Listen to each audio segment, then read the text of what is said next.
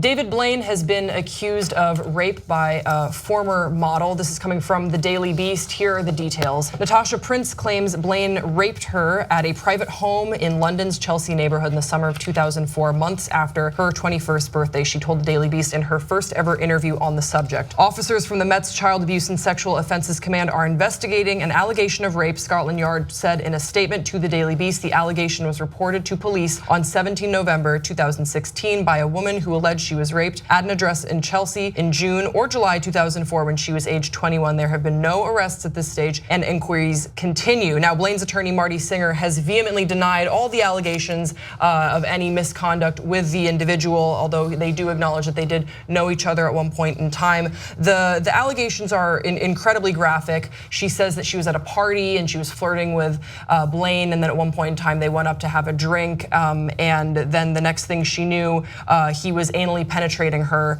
and that she just says that she felt I was limp and I was very floaty, in and out of sleep. What's important to note is that there is no statute of limitations for sex crimes in Britain, and when it comes to the evidence, she points to a conversation that she had with an ex-boyfriend, but who was her boyfriend at the time in 2004 when she alleges the rape took place. In a series of direct text messages on Instagram, this boyfriend reminded Prince of that crazy weird situation with David Blaine after we broke up, that he made a move on you in bed, like he forced himself on you. You told me how you ended up in his bed and he was trying on stuff. When asked why it took 13 years for her to tell police, Prince told the Daily Beast, and I think this is really important, you hear this a lot from survivors of sexual assault, quote, "You have to understand my interpretation was that it was my fault. I didn't think of it as rape. In my head, rape was being sober. Pull her in a bush, pull down her pants and just ditch her. So I blame myself. I did like him. I was interested in him. So I didn't think about going to the police." Now, I think what's particularly troubling about what we're hearing out of this so early on is the lawyer representing David Blaine, who also happens to represent John Travolta, Bill Cosby, Charlie Sheen,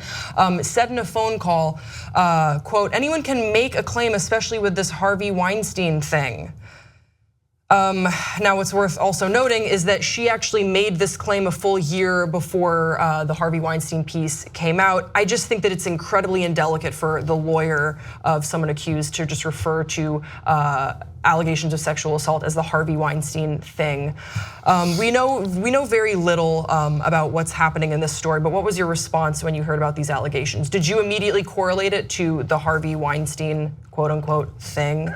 The lawyer's comment struck me as him just trying to muddy the water and doing it, as you say, in an indelicate way would be a polite way to put it. I mean, it's really in a crude way to somehow, I mean, this woman has been traumatized. She's coming forward now reluctantly, which is the way so many of these victims do come forward, and to sort of roll her into the existing atmosphere. Well, you know, the Harvey Weinstein thing. I just thought it was rude.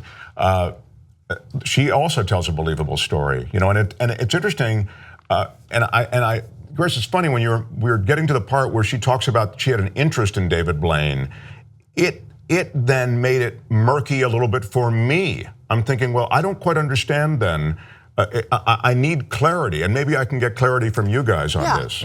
So I think that's pretty common, but you have to have consent at every stage of the process. Sure. So you can have an interest in someone, you can even be flirting with someone, you can go over to their house expecting to become intimate with that person, but that person has to have your consent in order to penetrate. I mean, sorry for being graphic, but that's, and this is the- We're talking about anal penetration here. And that's exactly, but serious thing. I applaud you for just asking that question, because we need to create an environment where we are comfortable asking these questions, because there are some men who don't understand, and we need to just talk about this and make sure that we all are on the same page about what consent means, and that there's consent at every stage. It explained why she didn't go to the cops, because you always hear, well, how come you didn't go to the police? I mean, if it was so bad, if it was rape, why don't you go to the cops? She was trying to say my emotions were muddied. I knew I'd been violated, you know. You can call it something weird happened. That was according to the boyfriend, but she was violated. Yet she didn't go to the cops because she liked this guy. You create a narrative in your head. You create ways to deal with it. You create ways to grieve, and sometimes that looks like searching for things that you could have done differently.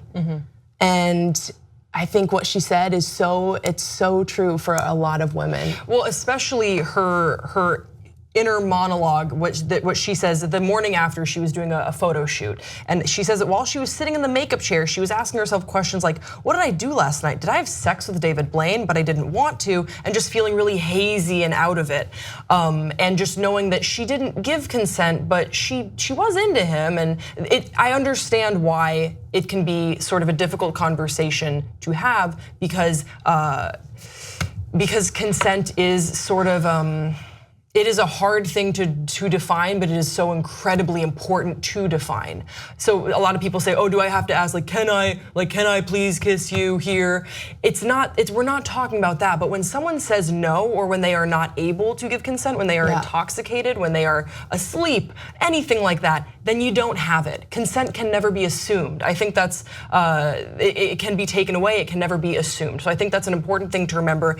And if heartbreaking stories like this come forward, cause us to have these difficult conversations and to raise a better generation when it comes to consent as just par for the course when it comes to any sorts of relationship, intimate or otherwise, then good. Then that's the silver lining. That's a great point. I'm so glad you made it, because even if this sweet model who got into this thing, it's a high profile celebrity thing, model and the high profile guy, even if that doesn't turn out to bring a court case, or even if there are issues surrounding this that leave us short of where we'd like to see the conclusion result, I think Grace makes a great point. It helps incrementally anyway change the way we look at the way these sexual encounters happen without consent.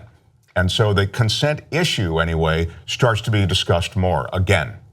All of these things on top of each other help us do that. Just looking back to, over the past year with Roger Ailes, Bill O'Reilly, the Donald Trump Access Hollywood tape, all of these things, I see this momentum, and it's allowing us to have these conversations. And just, these are progressive conversations, and this is a progressive network. So I want to celebrate, even when it comes on the heels of something awful, that we can have these conversations that I do believe move us forward. If you like the Young Turks, you'll love Young Turks membership. TYTnetwork.com/join.